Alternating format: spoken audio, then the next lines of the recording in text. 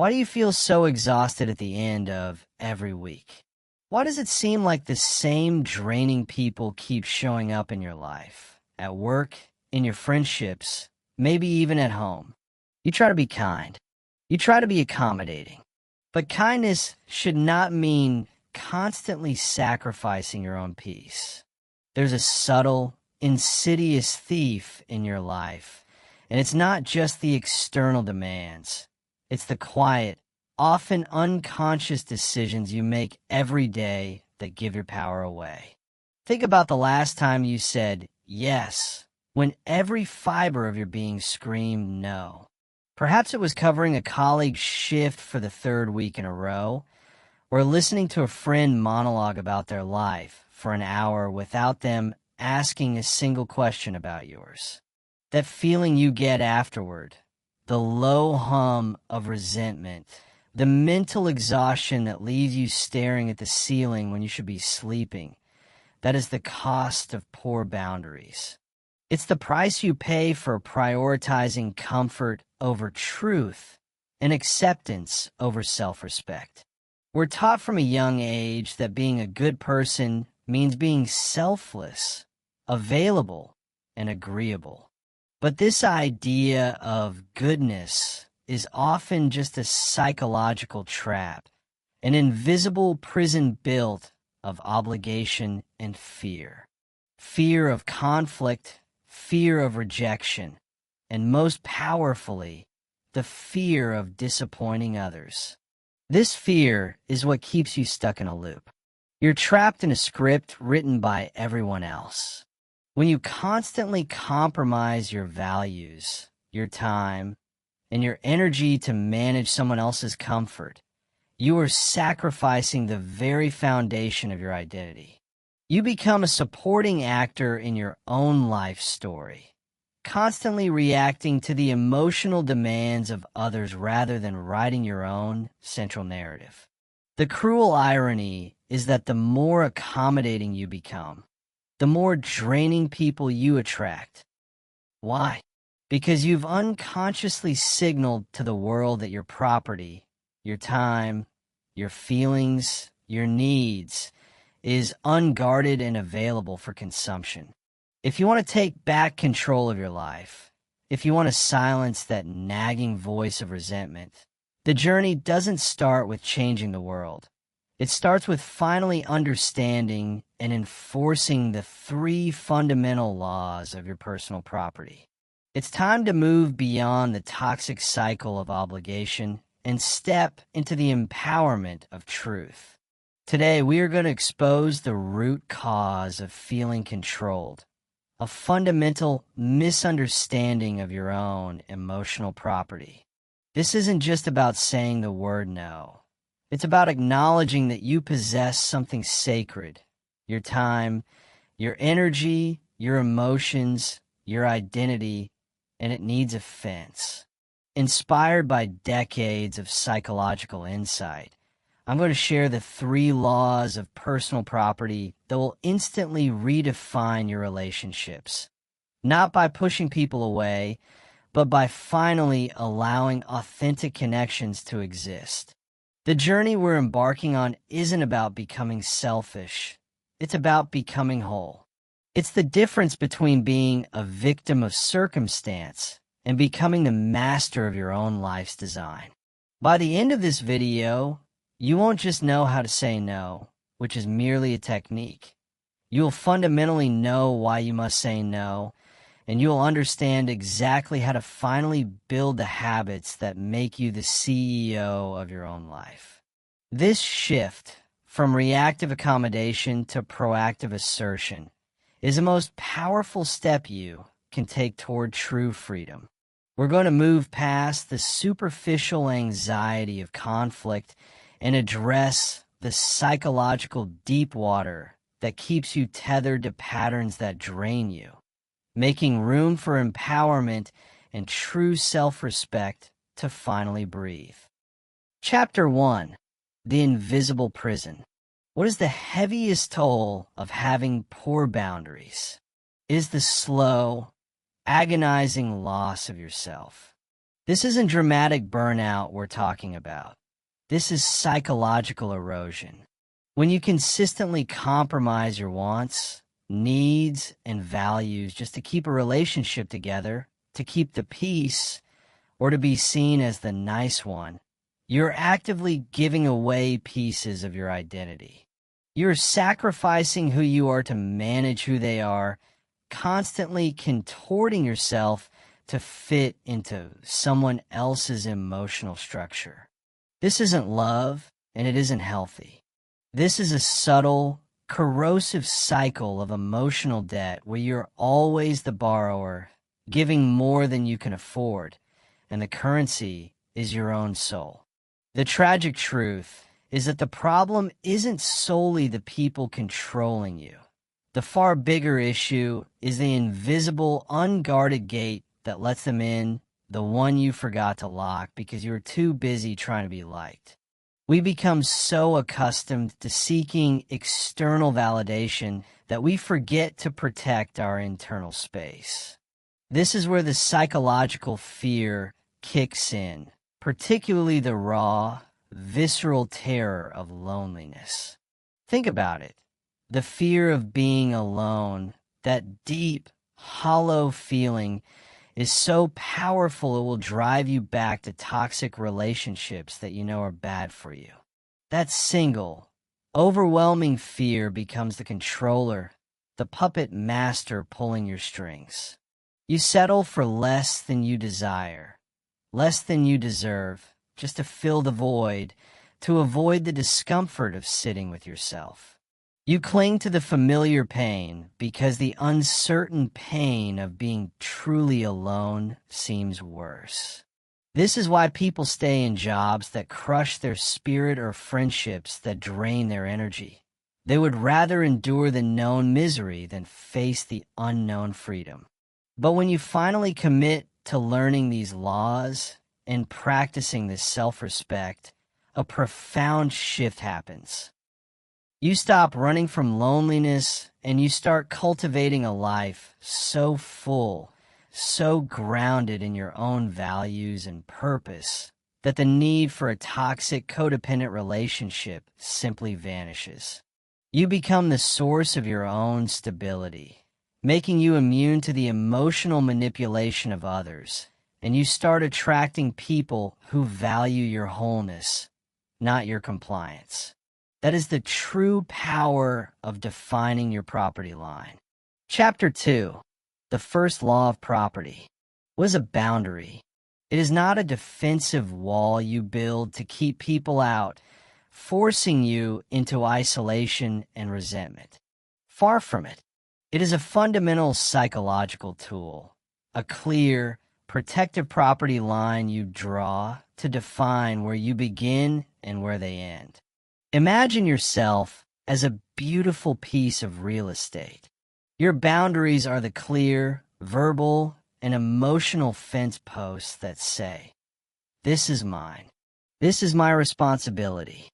And this is where your influence stops." This is the ultimate act of self-definition, the way you clearly communicate to the universe, to your family, and to your colleagues what is acceptable and what is absolutely not. You're defining the terms of engagement. So, what exactly are you protecting inside this valuable property? It's not just your physical space, though that's important. We're talking about the contents of your emotional and mental life. First, your emotions, your feelings are your property. You are responsible for them, and you should never let someone else's crisis, chaos, or manipulation control them. A common trespass occurs when someone expects you to drop everything and manage their feelings while they refuse to manage their own. Second, your values. This is the foundation of your life. Boundaries protect your personal priorities from being compromised. If you value your health, a boundary is saying no to late nights that clash with your morning workout. You're allowing a small, invasive weed to take root and grow in the otherwise beautiful garden of your relationship. and soon it will choke the life out of everything else. This is what we call the nip it in the bud principle. Psychological studies show that patterns of behavior are established through repetition and acceptance. Therefore, you must address and resolve small issues the moment they appear before they are allowed to develop into large, systemic, and eventually irreparable problems. Many people avoid this because they fear the momentary conflict of a difficult conversation, not realizing they're trading 5 minutes of discomfort today for months or even years of mounting resentment tomorrow.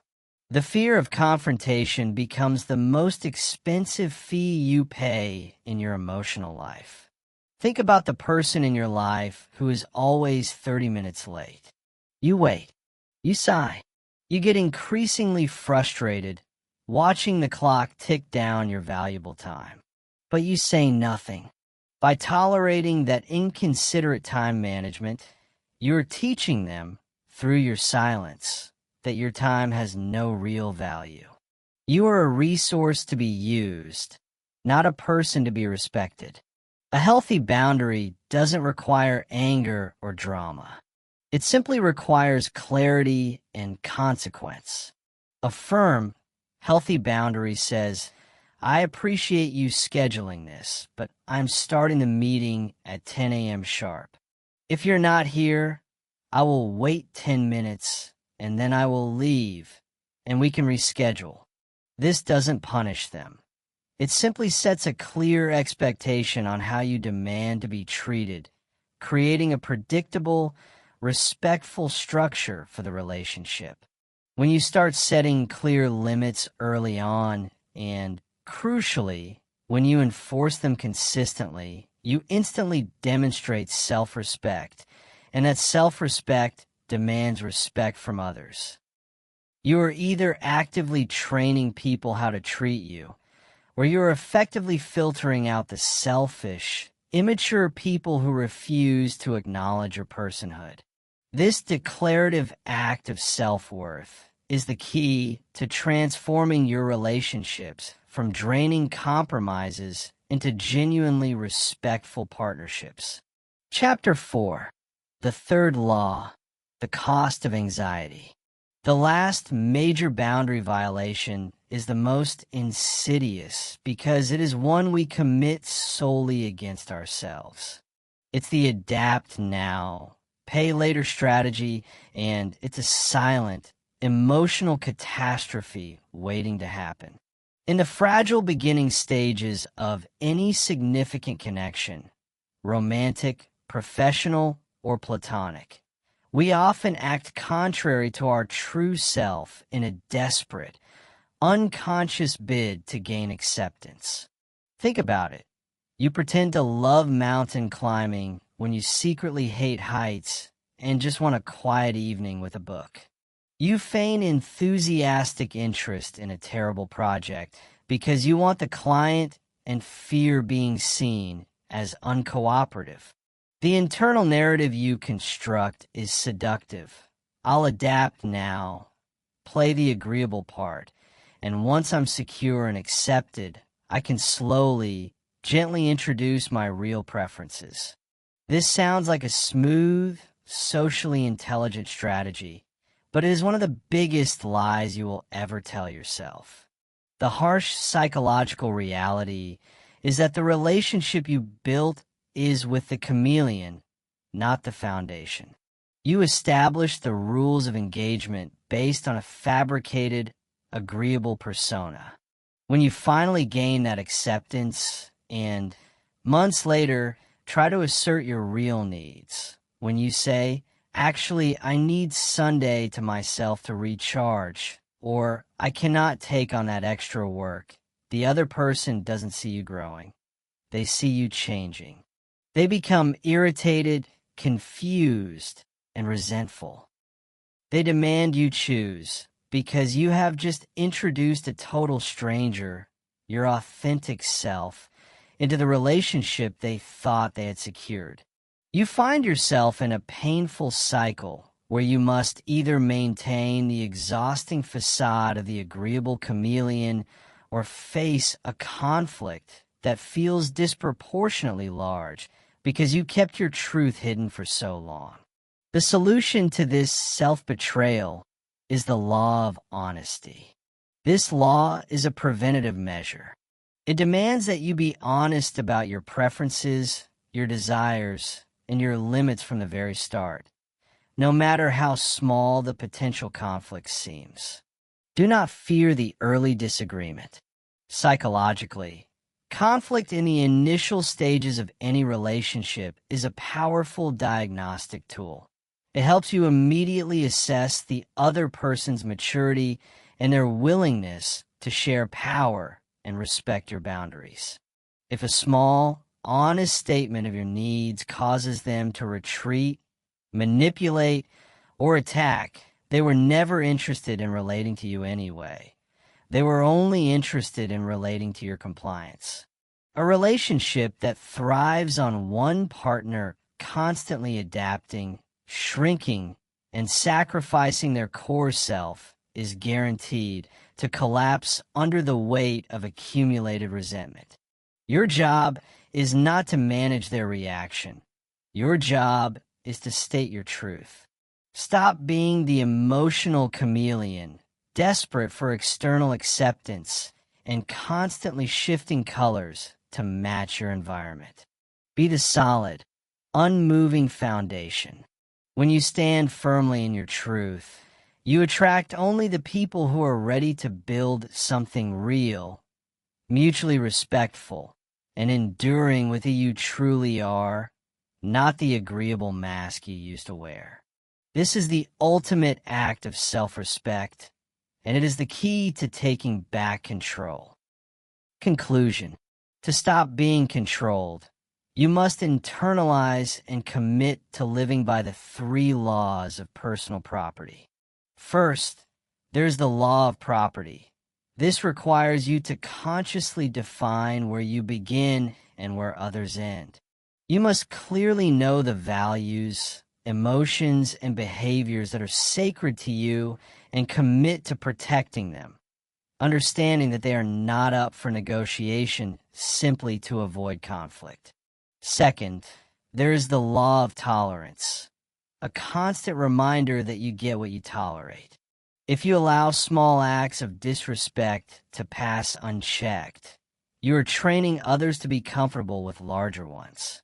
You must commit to the nip it in the bud principle and set clear, firm limits early on, understanding that a momentary conversation of clarity is always cheaper than a lifetime of resentment. Third, and perhaps most crucially, there is the law of honesty. Never compromise your truth to gain acceptance. Building a relationship with a fake, compliant version of yourself is an act of self-betrayal that will only lead to heartbreaking conflict later, because the real you will eventually demand to be seen. These laws are not abstract psychological theory. They're the architectural blueprints for a life of integrity and power. Boundaries are not about pushing people away or becoming cold. In fact, they're the opposite. They're about creating the clean, honest space necessary for a real connection to exist, one built on truth, genuine love, and mutual respect, not fear and obligation. This is how you finally stop being the victim of circumstance and become the architect of your own life. Now, I want to hear from you. After learning these 3 powerful laws, property, tolerance, and honesty, which of these do you need to apply today to take back control? Let me know in the comments below. Your answer not only helps support this channel, but more importantly, it helps others who are struggling realize they are not alone in this fight.